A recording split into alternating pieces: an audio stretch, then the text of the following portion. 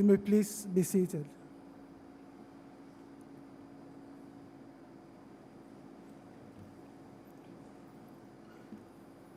The Vice Chancellor, Principal Officers of the University, members of the University Management Council, members of the University Senate, deans of schools, directors of centers and units, faculty members, staff, students, and alumni of Pan Atlantic University, our guests, ladies and gentlemen, good afternoon. On behalf of the Vice Chancellor, Professor Enase Okonedo, I welcome you to this event, the 21st Inaugural Lecture of Pan Atlantic University. Professor Sola Oni, Professor of Management Information Systems at the School of Management and Social Sciences, Pan Atlantic University, will deliver this inaugural lecture. The lecture titled, "Do We Shape Innovation, or Are We Shaped by Innovation?" will explore, among other ideas, Professor Oni's scholarly contributions, including her current and future research directions. Before we continue, permit me to introduce the persons on the stage. Dr. Nneka Okekearu is the Director, Enterprise Development Center.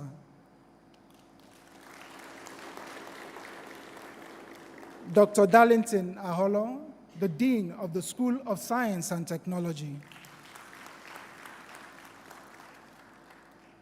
Professor Uchenna Uzo, the Deputy Vice Chancellor, Academic.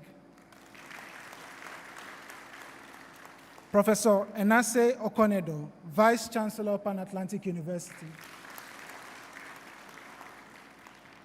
Professor Sola Oni, our inaugural lecturer, who is also the Dean of the School of Management and Social Sciences. Dr. Peter Bam-Colley, Deputy Vice Chancellor, Administration. Dr. Ikechukwu Obiaya, Dean, School of Media and Communication. I am Kingsley Ukoha, the University Registrar. I now invite the Vice Chancellor, Professor Enase Okonedo, to formally introduce our lecturer.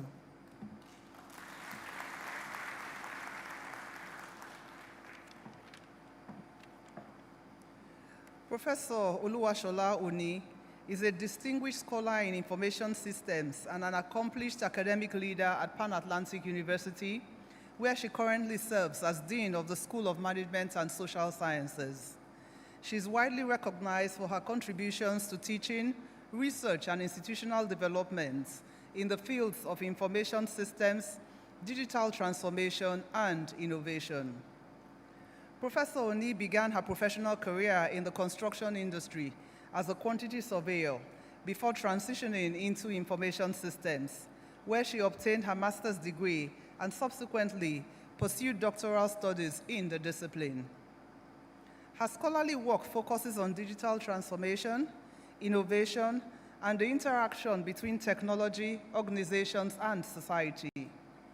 Her research interests include smart homes and sustainability, digital ecosystems, knowledge sharing, innovation diffusion, fintech regulation, and digital technologies in developing economies.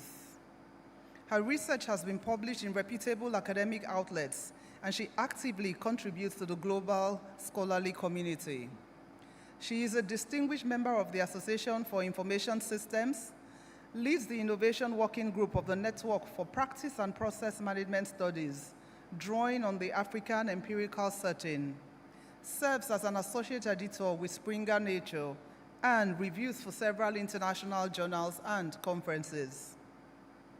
Beyond her research and teaching responsibilities, Professor Oni provides strategic leadership within and outside the university. As Dean of the School of Management and Social Sciences, she has played a significant role in shaping the school's academic direction and strengthening its program offerings. She also contributes to national development and innovation through her service as an independent non-executive director at System Specs, a member of the Supervisory Council of the Yemisi Shillong Museum of Art, and a member of the Lagoon School Governing Board. Professor Oni is also recognized for her commitment to mentoring students and faculty, and for her leadership in advancing institutional excellence, organizational development, and academic innovation. Her work reflects a strong dedication to scholarship, professional service, and the advancement of knowledge for societal impact. Ladies and gentlemen, it is my pleasure to present Professor Sola Oni.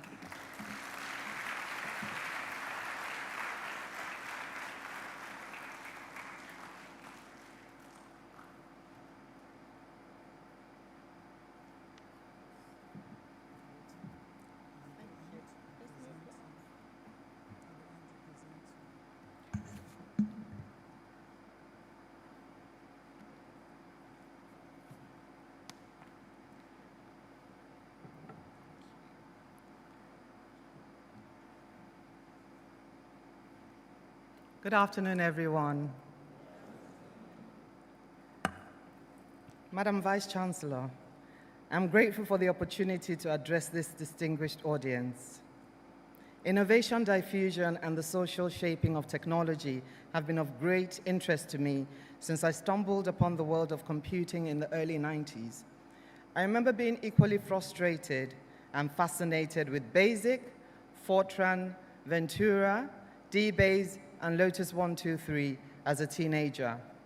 More recently, I have become intrigued by the impact of the digital world on business operations and individuals. We often speak of innovation as a tool that we pick up, use, and put back down. But is that the reality? Is the relationship between humanity and technology a one-way street? Today, I want to take you on a journey through my research from the UK to the vibrant, challenging markets of Nigeria to see how we, the users, citizens, and the entrepreneurs actually shape the digital world. I acknowledge the 20 professors who have come before me, and I thank them for leaving the door open. Thank you to everyone who's here in person and to those who are watching online.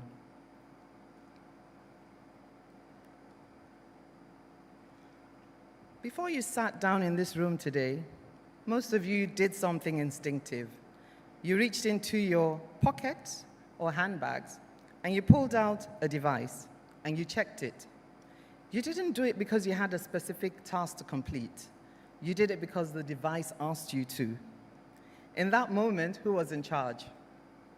Did you pick up the phone, or did the phone pick you up? Feel free to answer that question.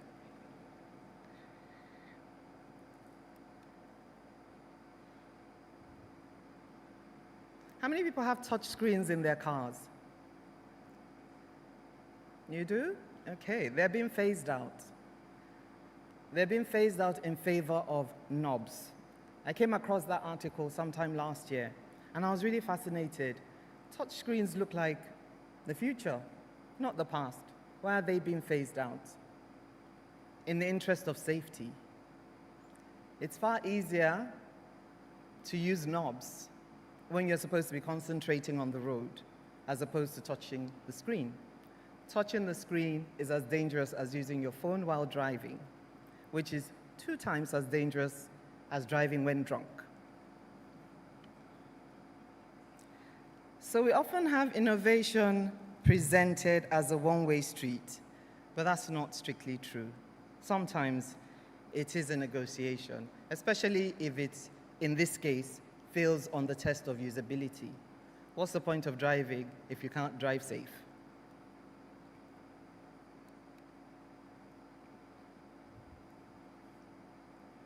In the field of innovation diffusion, there are 2 main schools of thought: determinism and social shaping.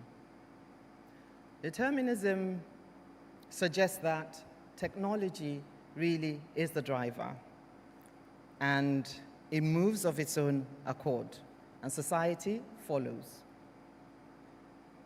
I'm more of the school of the social shaping. We use products when it serves us, how it serves us, because we believe it's good, as opposed to the device is just there, and it exists. Now, there are arguments against both, and truly, if technology was always the driver, why aren't we all using Google Glasses? Why aren't we using Microsoft Zoom? Do you remember them? Okay, meta glasses are making a comeback, but we'll see how well received those are.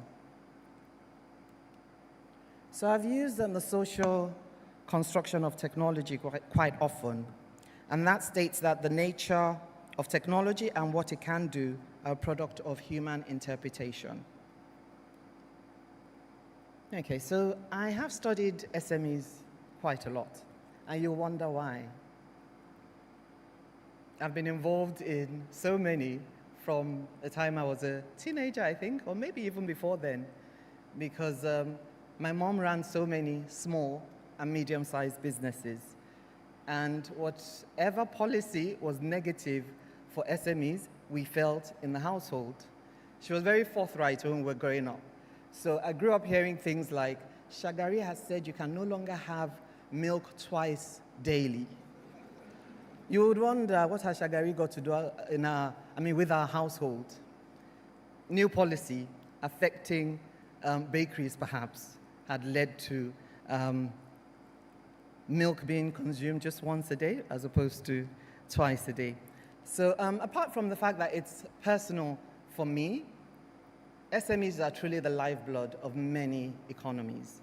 They employ far more people than large organizations, and they contribute extensively to the GDP as well of many countries. So hence the interest. I started out studying SMEs in the UK. They ignored the broadband boom. I don't know if anyone here remembers dial-up connection, where you had your regular phone lines and you'd have to remove the telephone jack and connect it to your laptop. And the moment it was disconnected, nobody could call you in that time. That was the only way we got our connectivity. And if anyone remembers clearly, I remember something about downloading just one image for 30 minutes.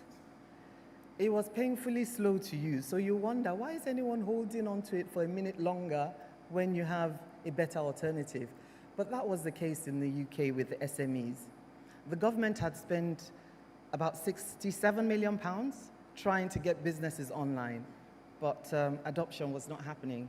And I set out to study what exactly was holding back adoption. The policies that had been formulated really treated small businesses as if they were small versions of large organizations, but we know that they don't have the same properties. And those features really have to be inherent in whatever policy is guiding or shaping how the introduction of technology or the diffusion of technology comes to them.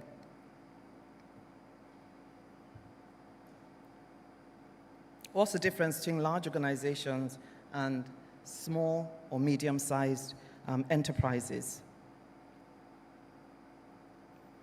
Oftentimes, it's the owner that decides when they want to innovate. Their style is usually ad hoc, quite flexible as opposed to being systematic. That's for SMEs. And there's often the lack of finance when it comes to adopting, and sometimes a lack of technical expertise as well. For larger organizations, they're often supported by the requisite expertise, and they have the finances in place as well. They tend to be structured, but they're not as agile. They tend to be bureaucratic. So you see that there are differences between them, and policies have to recognize this. And also what we found was that SMEs are not going to adopt IT just because you say it exists. They have to really be part of the conversation. Is there a clear business use case for adopting the technology? Then it's likely they will adopt it. Is it useful? Is it cheap? Is it convenient? It's more acceptable if it is. How do we define SMEs for anyone who's not really familiar with them? In the UK context, it's defined with the workforce size and turnover, whereas in Nigeria, we define it with workforce size and asset base. Asset base not including land and buildings.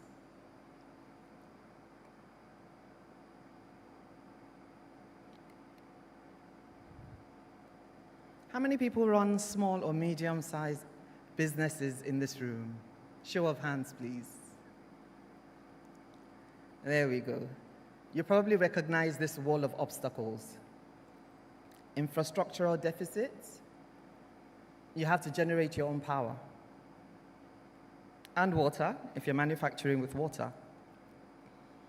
There's the bureaucracy you have to deal with, as well as multiple taxation. And as if this was not bad enough, you're also faced with unfair foreign competition. Then you have to deal with logistics and bad road networks. Internally, there are funding gaps, poor record keeping, and management vision gaps. Unfortunately, this means that Nigerian SMEs face a really high mortality rate. About 80% of them fail in the first 5 years.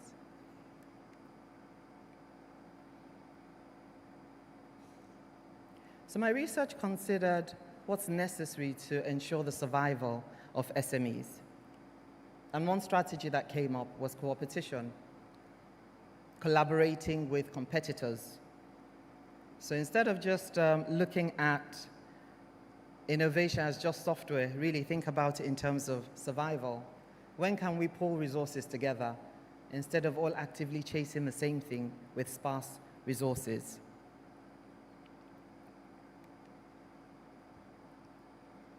So co-opetition can help to change the narrative from us having information islands to collaborating and competing at the same time efficiently.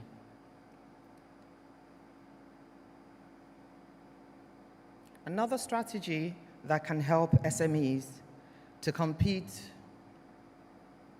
globally and locally is the democratization of corporate communication, adoption of Web 2.0 technologies. We can see the icons on the screen. Social media. It's inexpensive, it's interactive, and it's also democratized, meaning you have the same access to it as just about anybody else. Of course, there are downsides to adopting any innovation, but the upsides in this case far outweigh the downsides. You have reduced costs for marketing and service.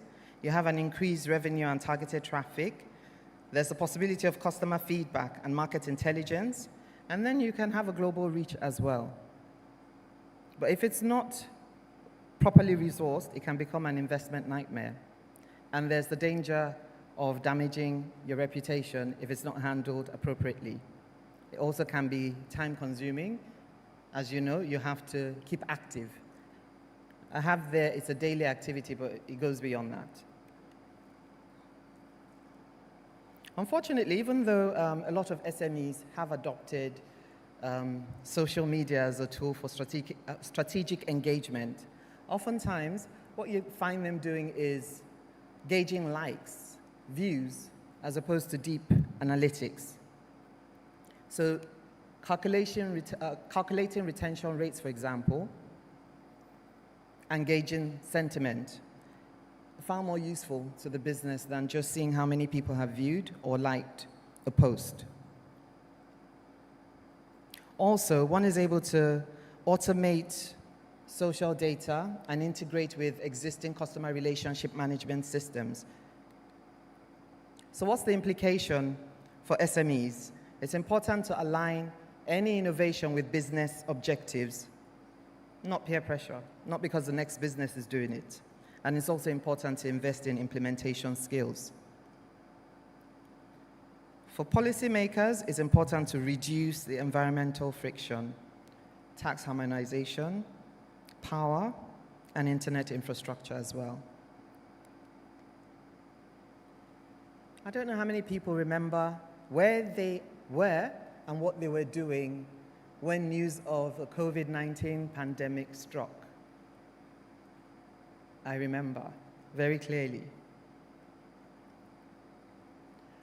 So it did a lot of damage to society, as well as threatening the social fabric of commerce. Now we'll be considering how social entrepreneurs coped during the pandemic.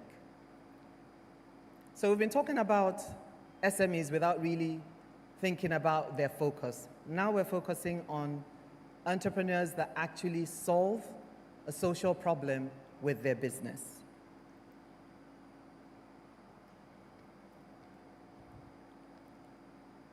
Our research in this instance showed that while innovation changes our habits, our cultural values can still dictate the purpose of the innovation.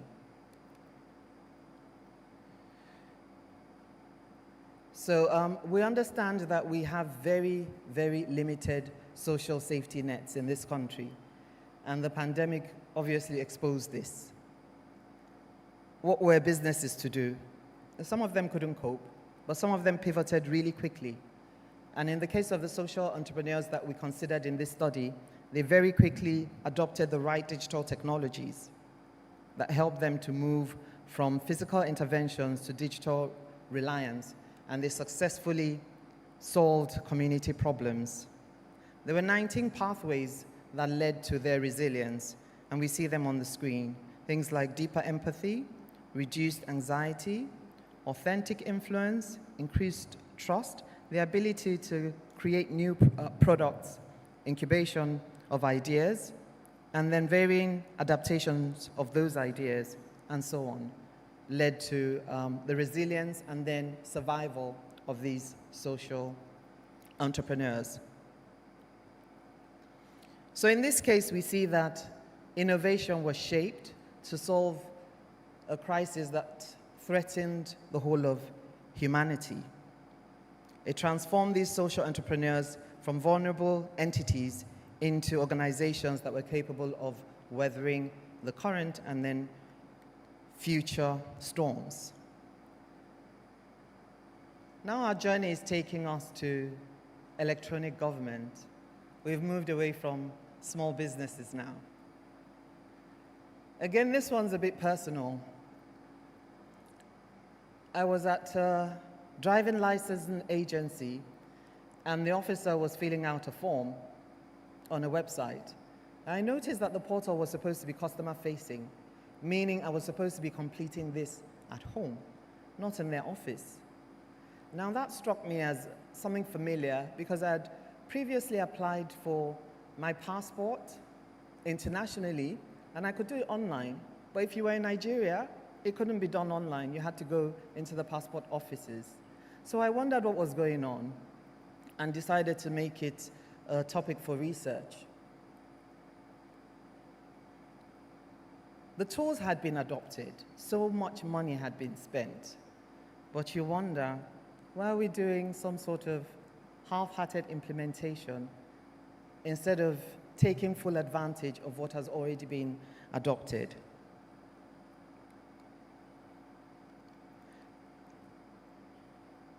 E-government has a direct link against corruption. The more you adopt e-government, the more you're able to eradicate corruption because it enhances transparency. And in fact, the figures show that just a 1% increase in e-government index leads to a 6.7 reduction in corruption. I then set out to find exactly where Nigeria was in terms of the adoption. And there are various phases you see on the screen: the billboard stage, interaction stage, and interactive democracy. Interactive democracy is the phase where you have the highest level of accountability and transparency. You have the handbook, so I can't leave you guessing as to where we currently are. We are at the billboard stage still. There's a level of interaction that's beginning to happen, but not enough. And the goal really is to get to the point of interactive democracy. So here are some gains that have been experienced as a result of adopting some of these e-government tools. On the front row, you have a few people representing system specs who have been instrumental in some of these innovations that I'll be talking about. We're all familiar with the TSA, Treasury Single Account, Are we? Fabulous. So it's been able to save 132 billion naira annually. The integrated payroll and personal information system has been able to save 288 billion between 2007 and 2019. And then the government integrated financial management information system has been able to save 2.9 trillion, again as at 2019. So it's obvious that it's beneficial adopting these technologies. What we're yet to see is a complete rollout. We used to rank 140 out of 180 countries on the Transparency International Index for corruption. It has since dropped 2 places. We're currently 142.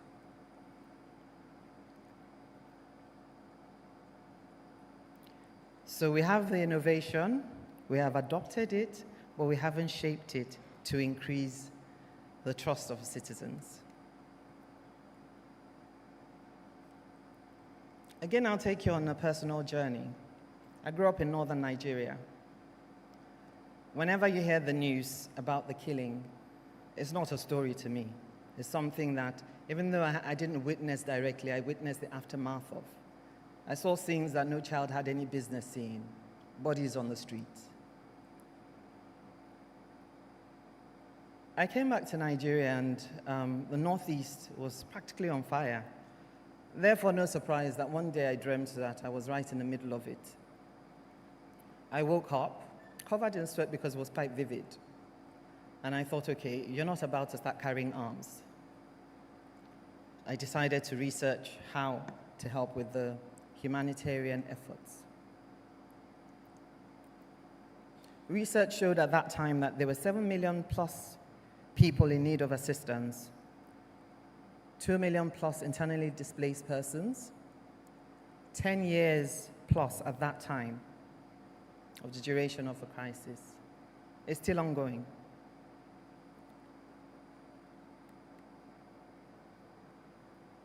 So, what has helped so far? Crowdsourcing for information, data, and also fundraising.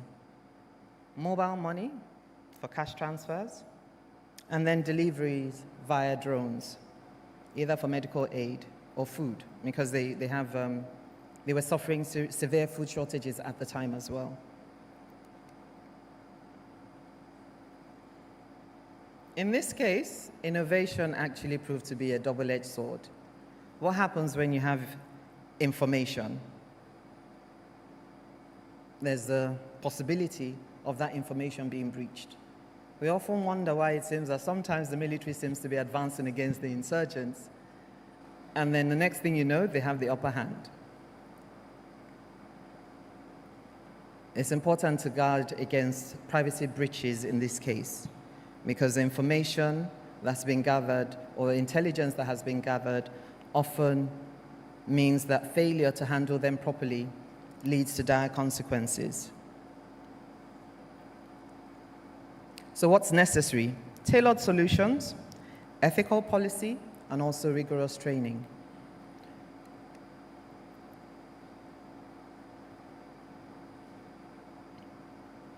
We're moving now on to financial inclusion. And you wonder, why should there be an interest in financial inclusion? What happens when people are financially excluded, when they're not part of any formal banking system? There's a direct link to poverty. Exclusion from the formal banking system also means that they can't get loans when they need them, and businesses fail to grow in this instance, and not just businesses actually, individuals as well.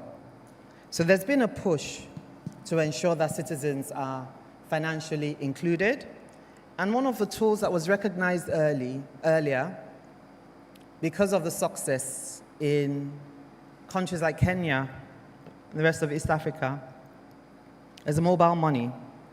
So using your mobile phone as a tool for banking. It seemed like an easy solution, But in Nigeria, that innovation was just not acceptable. And we wondered why. The failure was that there was an existing social system, and this innovation really was ignoring the existing social system.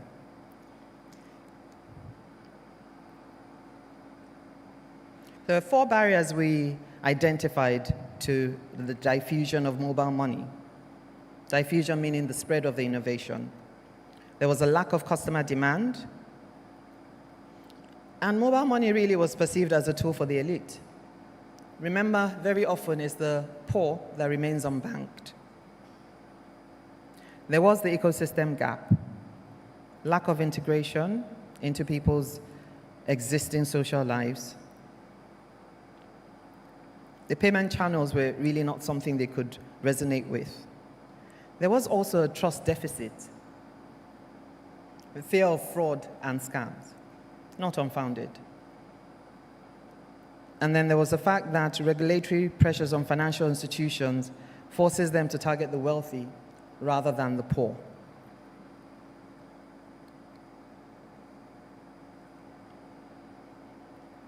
So very often, as researchers, we try to tell our international colleagues that Africa is not a country. And every country really has its peculiarities. And we found this with mobile money. We couldn't just copy-paste what was happening in Kenya because it didn't reflect our cultural reality. Instead, there was already a jo or a susu that people trusted, and it was okay to digitalize that instead. And you agree with me that in the last few years, we have had innovation moving in that direction. So diffusion of innovation only happens when it fits the user's life, in this case anyway, not when the user is forced to fit the innovation.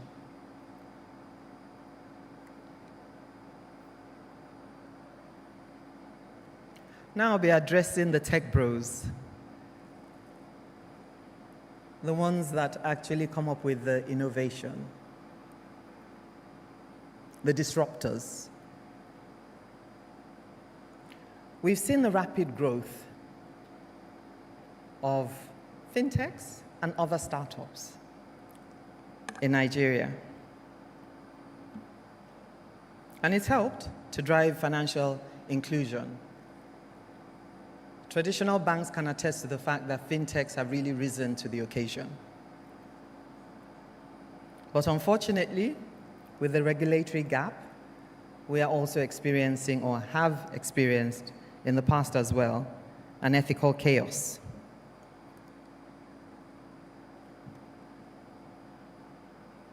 How many people remember the hashtag horrible bosses?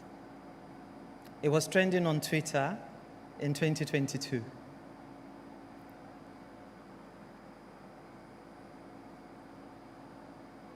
I should ask as well, how many people received threatening messages from lenders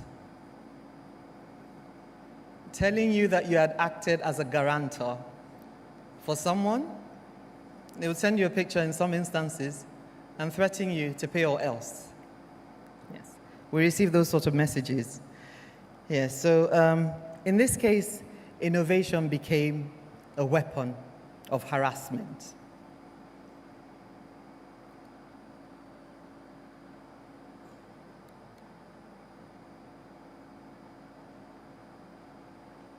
So we do have a weak regulatory enforcement which creates a Wild West environment. And this means that innovation often outpaces the rules. So let's have a look at why some startups have failed to scale. Sometimes people actually refer to them as the new fraudsters, unfortunately, because we have quite a number that have failed to scale. I don't take that view, but if you're an investor, maybe you see things differently. So on the surface, we see that they've run out of cash, there is stiff competition, and sometimes the market shifts. But if you dig deep, you find that they failed because there's a lack of clear direction. They tend to have incompetent management teams. There's a lack of risk management, and there is a rapid growth without foundation. I asked about the hashtag horrible bosses. Founders were accused of acting without accountability, and it was clear that there was the absence of governance. Again, innovation running ahead of policy. Without governance, if you move fast, you break things. You break people as well, and you break laws. So some people might see governance as a burden, but it's not. It is, in fact, a competitive advantage. You can have better access to capital if you have the right governance structure in place. Investors will trust you with their money. You are mitigating risk and ensuring the sustainability of the startup. You're able to retain talent as well. And then you have a clean path to exiting. So, our tech bros and sisters, we would like you to move from disruptive innovators to responsible institutions. Move away from chaos or a situation that's personality-driven and an attitude of growth at all costs to order, being process-driven, and sustainable value. Good governance, good corporate governance is critical for ensuring that this happens. I was going to ensure that there were no technical terms that were confusing in this lecture, but I couldn't take this one out. Somnambulism, technological somnambulism, is the medical term for sleepwalking. It was coined by Winner in 1986 as a willful sleepwalking. That's an absence of critical thought about how we're remaking the world through the use of technology. Are we paying attention, really? What's our innovation ecosystem truly like? Is it value-free, or is it value-laden? We have talked about various instances now where we can see how technological innovations have contributed immensely. We see that there has been increased productivity across industries, there are enhanced learning opportunities, and improved global social connections. But these tend to come at a cost because innovations are rarely value-free. They create new social structures. We've heard of negative impact on brain development, a decline in cognitive function in spite of the fact that there are productivity gains, and the ignorance of social restructuring. So if you do remember the early origins of social media, from the mid-90s, we had it introduced, but it didn't take off successfully until the early 2000s. Without a doubt, it has enhanced connectivity. But if you think about what's dominating the news now regarding social media, it's really policy. Remember when I said it was introduced? Mid-90s. And now you have policymakers in Australia banning social media for under 16s. Policy making started in 2025 regarding the use of social media, at least on a national level. The same discussion is happening across various Western countries as well. How many years after the introduction of the innovation? So we have Web 2.0 tools such as social media, promoting social cohesion, providing democratized information access, and enabling rapid resource mobilization, Unfortunately, it's also led to the rapid spread of misinformation. We've all experienced this, whether it's on WhatsApp, or on Facebook, or on Instagram. We've also experienced manipulation campaigns and ideological segregation. If you're more left-leaning, you'll find content that's put there to make you more extremist in your left-leaning views. And if you're more right-leaning, you will find the content that will make you more extremist in your right-leaning views. Unfortunately, this has led to extremism and hostility. Yeah, you do have critics of the social media ban also saying that it might turn out to be a disastrous experiment.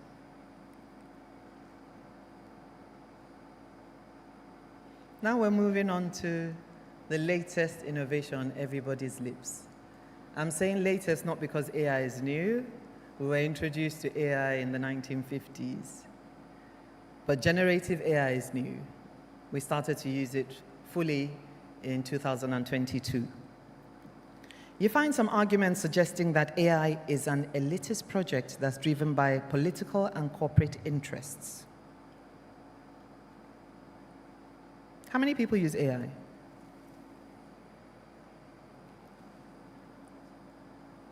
Of course, we should use it.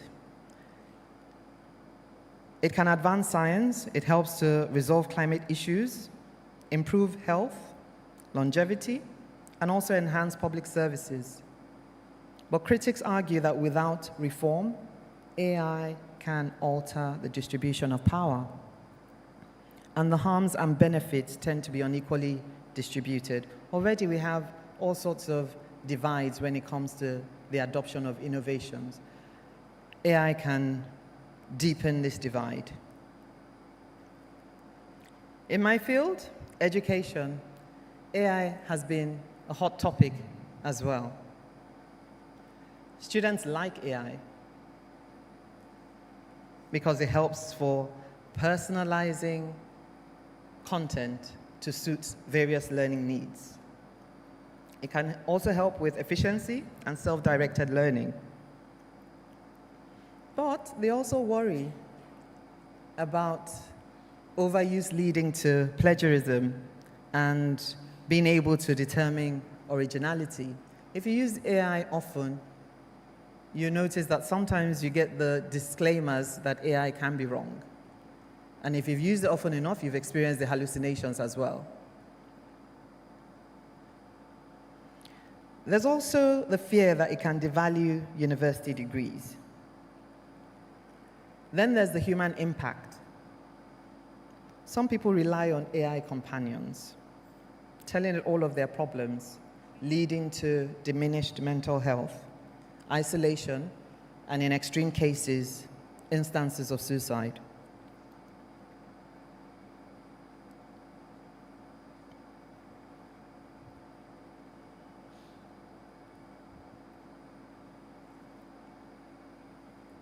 So this one I'm quite guilty of.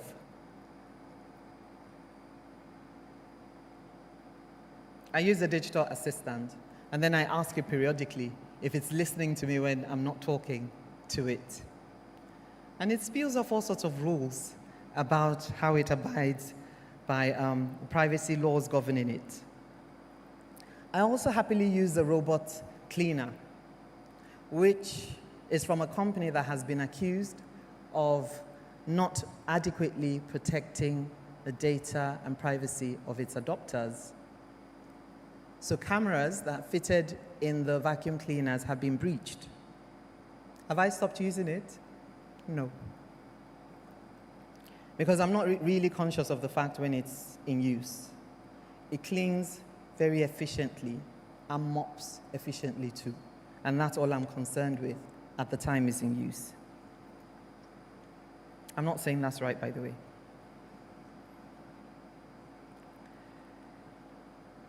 The question is, are we genuinely weighing how much we are shaped by innovations? Or do we adopt first and worry about societal impact later?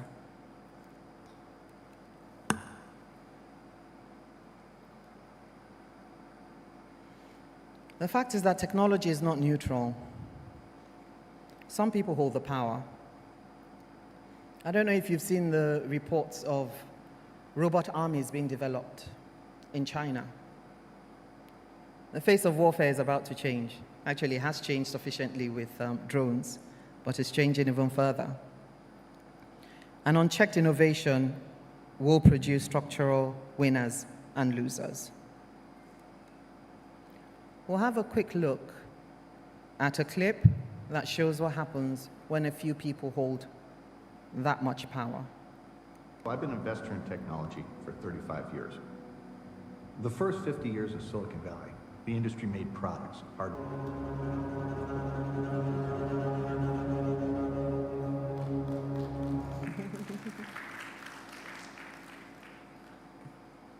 So that was a clip from a docudrama called Social Dilemma from some repentant tech leaders who regret the way they wielded power.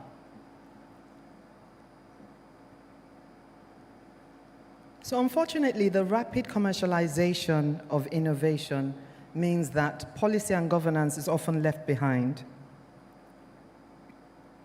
Oftentimes, people in the ecosystem are not paying attention to ethical questions. This means that we're often fixing structural problems after they've already caused harm. And what's the prescription? Which leads me to the future of my research, responsible innovation, moving us away from passive consumers into active shapers. Innovation really should be human-centered. It should be interdisciplinary, meaning not just tech gurus sitting down in a room, but ensuring that it's well-balanced with ethics, and ensuring that from conception, you have guardrails in place, not just 20 or 30 years after adoption. What's a human-centered approach? Balancing social, ethical, and environmental concerns with technological advancements. So ideally, we really should be moving beyond innovation for innovation's sake. We should ensure that digital transformation effectively balances all of the four interests I talked about. Profit and speed to market should not come at the expense of human well-being and the well-being of the environment as well. We really should just not be data points being collected for manipulation. So data collection really must not supersede human rights. And I've mentioned artificial intelligence before, and the fact that we're all concerned about it as an innovation. But the truth is, it will only be as ethical as the purposes of the social system that operates it. So it will really reflect what's important to us. So this is where we are. We've moved from car knobs. I've taken you to some of my research, through some of my research, and we've ended up at AI. The lesson has been consistent. Innovation produces winners and losers. We shape innovation, and we're also shaped by it. The extent to which we allow this restructuring is the defining choice of our time. Wake up.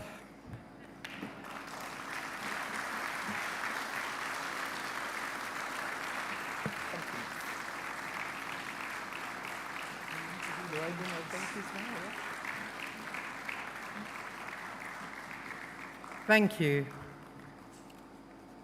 So many people have contributed to the shaping of Sola, Oluwasola. And I would like to ask the forgiveness of anyone who really should be on the list, and somehow I have managed to omit. Please charge it to forgiveness and not ingratitude. First of all, I thank God for every blessing that has made this possible.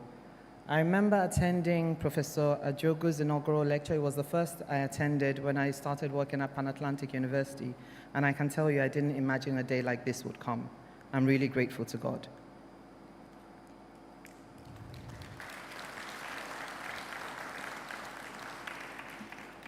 I have the most supportive family, and I'm deeply grateful to my husband, Segun Boyejo. Get up for recognition. Thank you.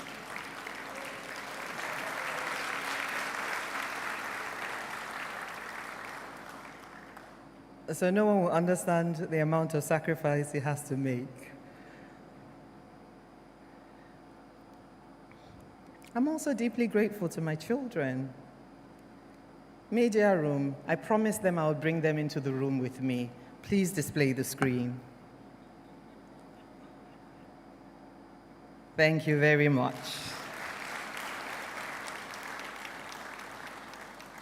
Dara and Toby Boyejo can't be here today because they're busy with other things, not because they didn't want to. Dara helped so much with editing. I had to pass my manuscript through her. If it made sense to Dara, then I thought you would receive it well. And Toby helped as well with editing the clip that I showed you. I'm grateful to my parents, Major General S.K. Oni and Mrs. Oni, who are both educators.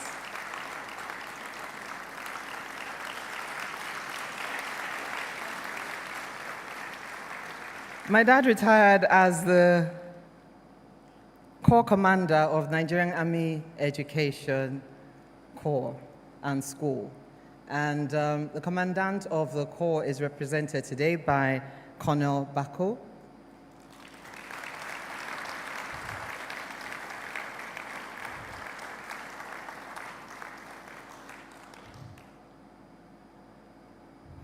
My mom loves education so much. Would you believe she completed an MBA just 2 years ago?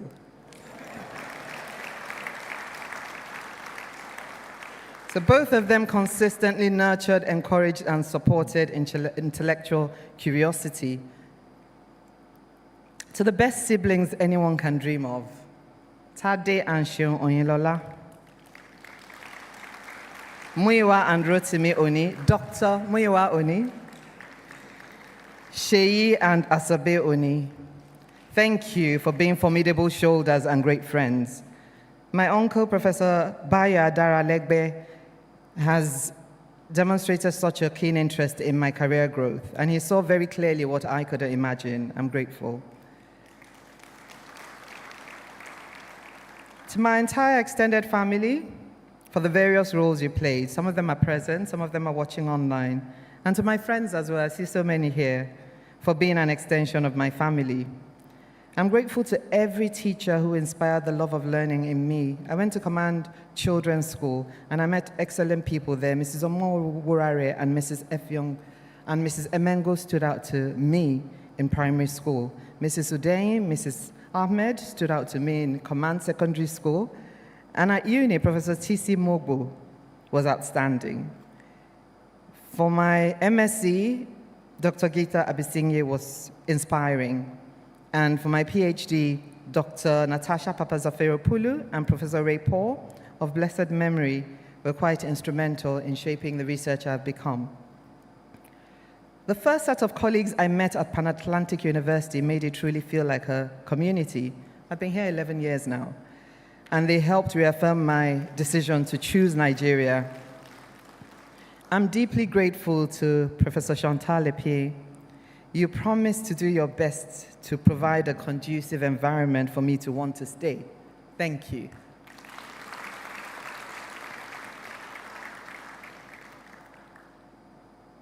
I also thank Dr. Imelda Wallace, Professor Juan Elehido, Dr. Simi Abosede of blessed memory, Dr. Mike Okolo of blessed memory, Mr. Kingsley Ukalha, Mrs. Teresa Akomode, Mrs. Angela Alilonu, Mr. Philip Okposo, and Mr. Musadik Onosanya.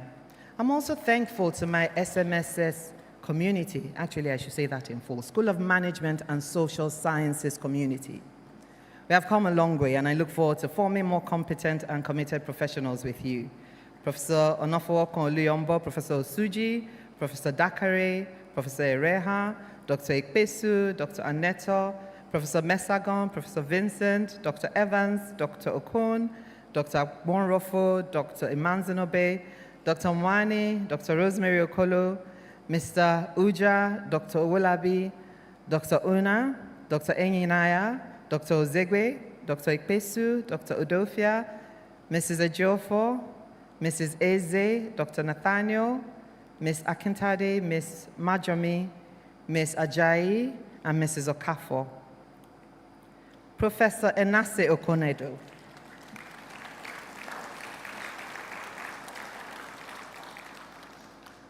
Full of encouragement and pushing me to achieve this. I thank you.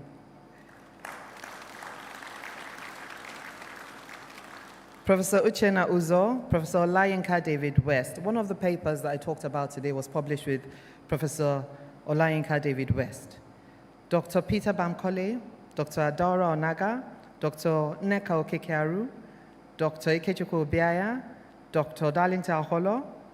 I thank you, members of our University Management Council, for your exemplary leadership and service to our community. To the media team, I had no idea of how much of a production inaugural lectures are. I'm grateful. Mr. Akonde, Ms. Mercy Manuels, Ms. Christy Oje, Mrs. Nsima Lakwe, Mr. Sam Akpan, and Dr. Temitope Falade. I'm also grateful to Ms. Lydia Alego for helping me to source that social dilemma scene.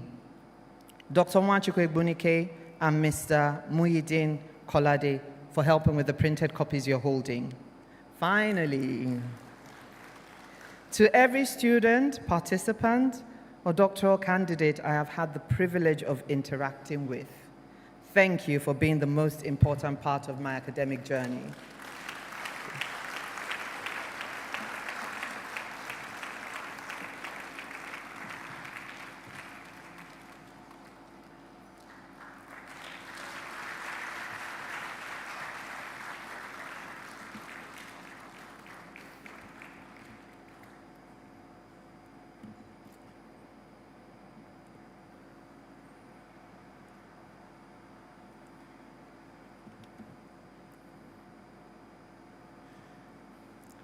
Shola is known for her brevity. It must mean that her corpus of work has to be extensive. Thank you very much, Shola. On behalf of the Vice Chancellor, Professor Enase Okonedo, I want to say thank you for honoring this invitation to be here for the 21st Inaugural Lecture of Pan-Atlantic University. We thank first and foremost our lecturer herself, Professor Sola Oni, for giving us food for thought. We want to thank in a special way Professor Oni's family, her friends and associates who have come here today to support her. A special thanks to all the staff and student volunteers who were part of the planning and execution of this event. We thank you all very much for your time. And before we come to a close, we'd like to announce that once we're ended with the pledge, the academic procession will leave the auditorium in the reverse order. All are to remain standing until the procession exits the auditorium. Cocktails will be served in the foyer outside this auditorium. Once again, thank you for coming, and may God grant you journey mercies to your final destinations. Thank you. Rise for the anthems, please. Rise for the pledge, please.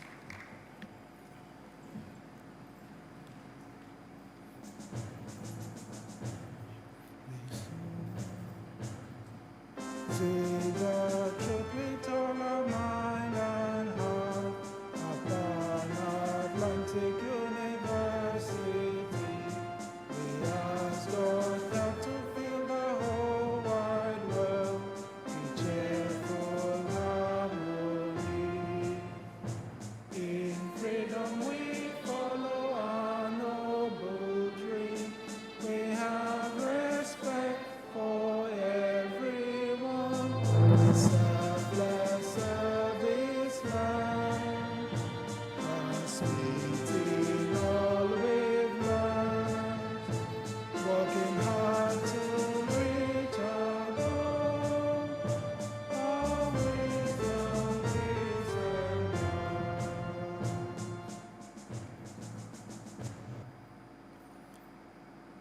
pledge to Nigeria and my country to be faithful, loyal, and honest, to serve Nigeria with all my strength, to be faithful, unity, and uphold her